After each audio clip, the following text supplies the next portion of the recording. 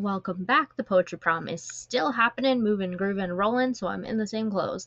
But today we are looking at a very, very easy set of poems for Sunday, and I really like these because you can actually mail them to anyone, anywhere in the world, and share your poetry and have a little bit of fun and really get creative in more ways than just writing.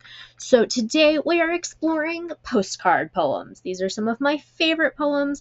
I may be the person who trademarked them. I really don't know.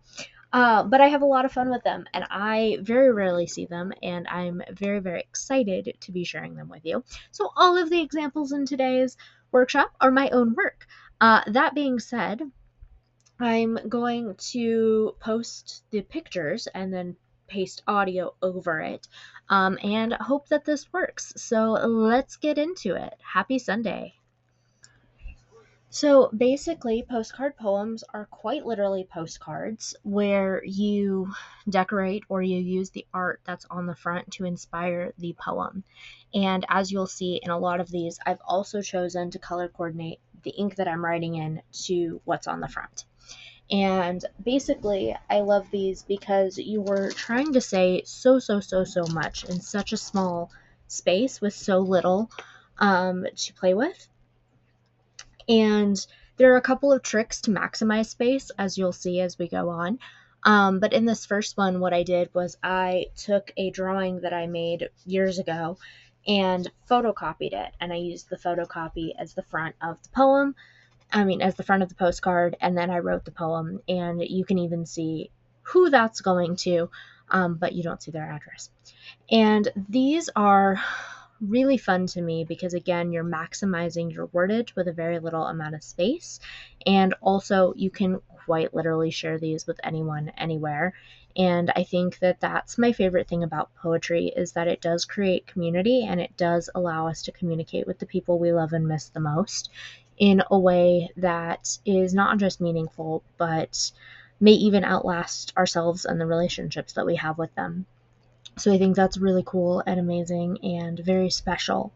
Also, all of these postcard poems that you're seeing in today's post were from one of my earlier poetry marathons this year. And I decided that because we needed something a little lower stakes and we needed to write a poem every hour to maintain the poetry marathon standard, without taxing ourselves too much, that we would do postcard poems. So they would be quick and easy to write, and they would be fun, and they would be shareable. And I even created 2 entire sets of printable postcards that had fronts and backs. And so one was nature postcards so that you could write haiku, and the other was art postcards so that you could write whatever you wanted and really connect to the art and the people that you love.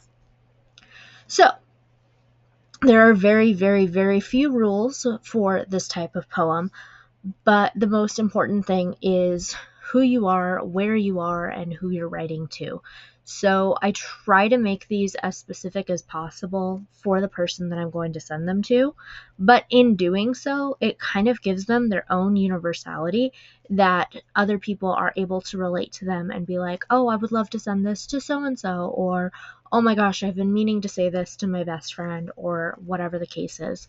So I think that there's kind of that duality and beauty in making it super personal and dedicating it to one specific person, but also allowing that poem to have its own life and let other people modify it, share it, love it, appreciate it in their own ways.